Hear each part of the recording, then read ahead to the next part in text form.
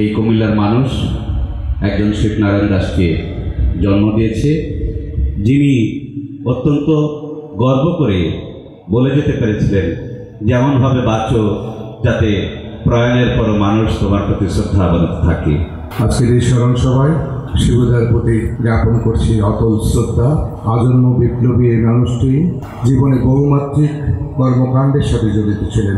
শিবুদার আরও উজ্জ্বল স্মৃতি আছে 1971 সালের 23শে মার্চ, সেদিন পাকিস্তান দিবস ছিল, কিন্তু শিবুদা নিজের হাতে পাকিস্তানের পতাকা পুড়িয়ে দিয়ে বাংলাদেশের সেই সময়কালীন পতাকা উড়িয়ে দিয়েছিলেন।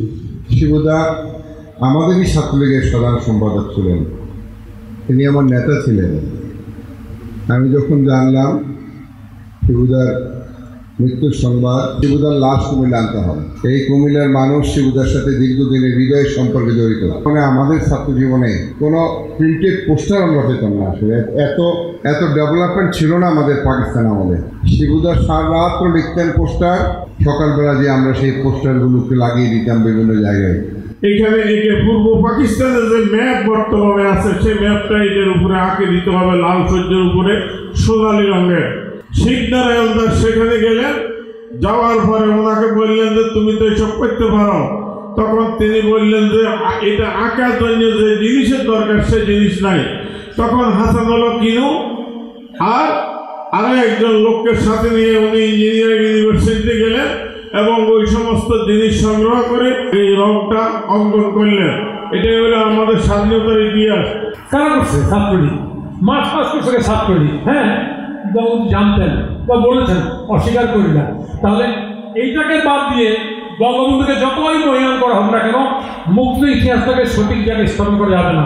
শিবুদার স্মরণের প্রয়োজনীয়তা ওই জায়গাটাই। আমার বাবা আমাকে শিখিয়েছেন, আমার বাবা মুক্তিযুদ্ধ করেছেন, বা আমার বাবা পতাকায় কেউ অঙ্কন শিল্পী বলে, কেউ রূপকার বলে, কেউ নকশাকার বলে, অনেকে আবার রঞ্জন শিল্পীও বলছেন।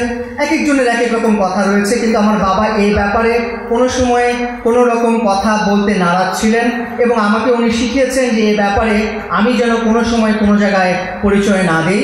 আমাদের এই জাতীয় পতাকা, আমাদের জাতীয় সঙ্গীত, আমাদের স্বাধীনতার ইশতেহার, এই সব কিছুই আমরা যেখান থেকে তৈরি হয়েছে তা হলো আমাদের ছাত্র সমাজের তৈরি করা, এবং যা বঙ্গবন্ধু জানতেন এবং জনগণের কাছে প্রকাশ যখন হয়েছে সেটাও এই ছাত্র নেতাদের বিভিন্ন কর্মসূচির মধ্য দিয়ে।